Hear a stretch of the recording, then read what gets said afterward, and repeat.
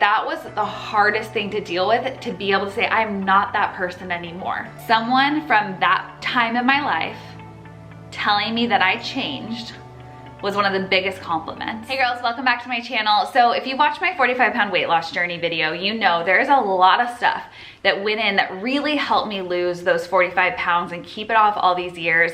Things beyond just my workouts and what I was eating.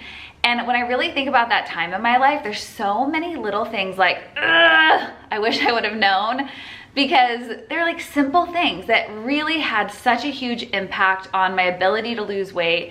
And I think that had I known them sooner, I would have been able to lose the weight a lot faster and also just avoid those years of crazy restrictive diets, all the insane workout programs. So I'm really hoping that if you can add these into your routine, into what you're doing, you'll be able to see results way faster and avoid just that craziness. So if you are on a journey of your own, hit that thumbs up, comment down below with what you're struggling with the most right now. I made a promise to you this year that I want to do everything I could to help support you in your personal journeys. So definitely drop a note so I can come in and give you a little bit of advice that hopefully will help too. Like I said, these are all things that I really think would have made such a huge difference for me. And there's one in here, this one was hard. It was hard to deal with at the time. And there's so many, but there's one that like really would have changed that whole situation, especially emotionally. So the first one is, what the heck eating healthy actually means? Because I feel like everyone's like, oh, I want to get healthier. Like, you should eat healthy if you want to lose weight. Like, be healthy, be healthy. And like, how are you supposed to know when you're just trying to figure things out what that actually means, right? Because there's so many different foods out there, especially, and like ways of eating that say that they're healthy that just aren't. Like, there's no regulation on what healthy means. So you could say like, oh, gluten-free or vegan, those things are healthy, but in reality, they could be doing more harm and more damage to your body than good. So for me, like, once I fully started to understand what healthy actually meant, it changed everything, because I paid attention to how the foods were impacting my body and how I felt. And that was really a turning point for me. So like, when I think about healthy foods, the first thing I always think about is, how is it made? And the best, healthiest thing you can eat is something that's not made. It's just a simple ingredient. It's an apple, it's chicken, it's broccoli, it's lettuce, whatever. Whole, real food is the best place to start. And then as I start to look at packaged foods, it's really, again, like, what are those ingredients in those foods? And I have a lot of different videos where I talk about these specific things more too. But like, what's actually going into it? And is it something that is something I can read? Is it a real ingredient? It's a bunch of real ingredients put together. That's like the next best, healthiest thing. So that for me was like a really important thing to understand, to look at labels, to pay attention to ingredients, and pay attention to how those things made me feel. So that one kind of might seem like a duh, but for me it wasn't. Like, I thought fat-free, gluten-free, vegan, blah, blah, I thought those things were all healthy. Like, if it was labeled that, then it must be healthy, and it's not. The second thing I wish I knew sooner was that your taste buds actually change, because when you go from eating a very unhealthy diet that's usually really high in fats and sugars, it is hard. And those healthy foods that are real healthy foods don't taste as good. They just don't. And sometimes you're like, oh, this is a new thing, but I know I should eat it because it's good for me, whether that's like kale or spinach or something, right? And you know you should start adding in your diet, but you're like, not having it. That was really hard for me, because I was like, this is torture. I don't know that I'm gonna wanna do this or be able to do it long term because this tastes gross. But your taste buds actually change. As you eat more of those foods, the proteins in your saliva actually like change how you perceive the taste of the food. They say like 10 times, like give it 10 times trying something before you say, it's not for me. Like, Ryan hates sushi. This is a side tangent, but he's only ever had it once, and I'm like, just try it again. So like, you need to try something 10 times. If you don't want to like a certain food, and you don't need to, like sushi, like whatever, fine. But if it's something you want to incorporate into your diet because you know it's good for you and you want to be able to enjoy it more, give it 10 times before you throw in the towel. The third thing I wish I would have known is honestly just like how important sleep is. As a girl with hypothyroidism, I love my sleep. However, especially in that time when I was really struggling with my weight and like partying and everything else, I was not sleeping enough. I also had a job that had me work really, really late, and some days I'd have to be back super early the next morning. So I was getting like 4 or 5 hours of sleep, which is like insane. But 7 to 8 is really like the recommended. Anything below 7 is considered low sleep or not enough sleep. So what happens when you don't sleep enough is a few things. One, your body's producing more of this hunger hormone that causes you to feel hungrier. So instead of feeling more satiated and full and like knowing that you're eating enough and you feel good, you kind of are just like, give it to me, give it to me. Also, when you don't get enough sleep, like you're kind of tired and moody anyway, so you're more prone to make unhealthy decisions that are just easy because you're run down. So there's like a lot of research on this, and studies have shown like people who don't get enough sleep are at higher risk for diabetes and weight gain. So really do whatever you can to get at least 7 hours of sleep a night.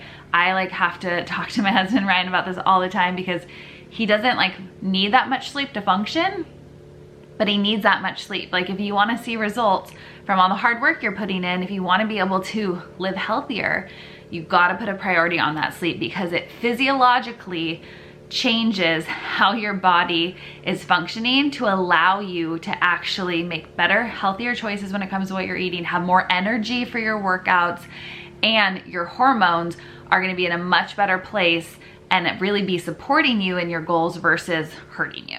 The fourth thing I wish I would have known, because I finally actually ended up doing this just because it's the only thing that worked for me, but I wish I would have known sooner because I would have just started sooner and it would have been way less torturous, was shorter workouts are much more effective for long-term results and maintenance. And I mean, when you think about it, it makes sense, right? What I was doing before, when I was really trying to lose all this weight and going through all this yo-yo dieting, I was going so intense. I would go like an hour, 2 hours, working so hard every single day for like 2 weeks. And then I'd be exhausted and burnt out and sore and over it. I never could maintain the results. So all the research shows that shorter workouts, right around 30, 45 minutes, are the most impactful, not only on your body if you are programming them, doing them the right way and like using the right techniques, but for sustainability, to be able to have it a part of your lifestyle versus just like the short-term thing. Shorter workouts are your friend. So that is why I program my workouts in the Move app to be 30 to 45 minutes. I take all the techniques that are the most effective for fat burning and building lean muscle and getting results, but I keep it short and sweet because I know for me personally, that's the only thing that worked. When I finally was like, you know, like in my journey, I started with 10 minutes when I like really reset and I actually lost the 45 pounds. I started with 10 minutes a day because I could do that consistently. Then I started adding on, but I never went beyond 30 or 45 minutes because when I would do that, if I tried to, I knew that I'd get burnt out. I knew that it wasn't sustainable. I didn't have time like to waste time going to the gym or going and taking a big long class or something like that. Like it didn't make sense for me. And I wanted it to last this time. I wanted it to stick. And it did, and here we are, like so crazy. My life has completely changed. The fifth thing that took me so freaking long to figure out, so long, was that losing the weight didn't equal confidence. I wasn't magically going to feel better about myself, physically more secure, more confident going out. Those things didn't just switch. And I think for so long, I always thought like, if I get to this size, if I lose this amount of weight, I'm gonna be so much more confident. And it had nothing to do with the weight. The confidence comes from knowing that you're making these better, lasting, healthier changes for yourself. That's the only time I ever felt confidence from losing weight. And the funny thing is, during that time, I've talked about this in my weight loss story, I never even weighed myself and I wasn't really paying attention to that. I was just going one day at a time, being more disciplined, learning more, enjoying the process. That's where I found my confidence because I knew I was making decisions for myself that were gonna have an impact on my health for the rest of my life. Not just my body, not just physically how I looked, but truly impact my longevity, any health concerns, all of that stuff. It was making a difference, and that made me feel really, really good and increased my confidence so much more than being a certain size ever did. The confidence took time, and I think the other thing that we forget happens, I didn't know happened, was that once you do get to a smaller size or you do lose weight, if you're doing it the right way, you are gonna gain that confidence through the changes you're making. But there's still this little thing where like you still feel sometimes like your old self. Like you still kind of, maybe it's body dysmorphia, you see yourself in the mirror and are like, I still feel like, I'm just gonna say, like for me, like I still felt like a fat girl all the time. Like there was still stuff that like, I had those emotions like raw inside of me that would tear me apart. And I don't wanna cry. It was hard. Like that was the hardest thing to deal with, to be able to say, I'm not that person anymore. Not just the weight. It's not just the physical weight that I wasn't that person anymore. I wasn't that girl who was making those decisions that was destroying her body. And so I think that for me, when I think back at that time, it's so heartbreaking that I was that way, but I'm never gonna be that girl again, because I made those changes over time that brought me here to this version of myself. And the last thing, I mean, well, this is not the last, but the last for now thing that I really, really, really wish I would have had a better understanding of, or any really, because it was shocking at the time, was that relationships were gonna change. As I started making these changes in my life, relationships started to change for good and bad. At the time, it was probably mostly bad because, and I have a whole video on this, so I'll link that for you guys too, because if you feel like you're going through that or you're starting a journey and you just want to be prepared, go watch that video. But I really didn't fully understand that it would have any impact. I still felt like myself. I just felt like a better version of myself. I was making better choices. Like, shouldn't my friends and people be excited and supportive of that? You would think so. But what I realized was so many people kind of have this idea of who you are. And for me, a lot of friendships that I had at the time were also ones built around certain activities and behaviors, like going to a bunch of restaurants all the time, going out partying, getting late night food all the time. So when I started making decisions that didn't match that lifestyle, I didn't really want to live that way anymore, it caused some like severing there. And I think that was really, really, really hard because I couldn't figure it out. And it was probably one of the most emotionally draining, exhausting, frustrating times, because I felt like these people were like my best friends and we should all be so happy. But like, that's not what happened. And for me, I think knowing now that that's a possibility hopefully will help you if you're going in a journey, or maybe you're dealing with that right now, to know you're not alone, and that it's sad that it's normal, but it's totally normal. But like at the end of the day, you have to do what is best for you and your future.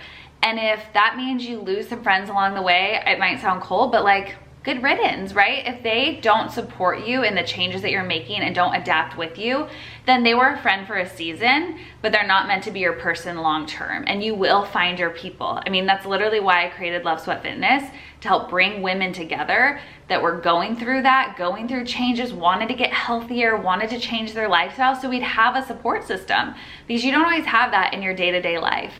And I think one of the best things I ever learned was that someone from that time of my life telling me that I changed was one of the biggest compliments. That crushed me at first. Like when someone say that, I'd be like, oh my gosh, what do you mean? I didn't change, I'm still myself. Nope, I did change. I got healthier, I became more confident, I loved the life I was living, and I did change. Sometimes it's not good for people and they like to see you in a certain way and they can't adapt to that. But just know, if you are doing things that you are happy with, that are making you happy, that are helping your lifestyle be better, and people don't support it, goodbye. All right, girls, so those are just 6 of the things that I thought about that really made such a huge impact for me. Again, I have that video that has 7 more of these that are like, go watch it. And if you like these videos, hit the thumbs up. If you're new to my channel, make sure you hit that subscribe button, because I have new videos for you every single week. And don't forget to comment and let me know how I can help you in your goals this year. All right, don't forget, good things come to those who sweat. So I'll see you next week. Bye.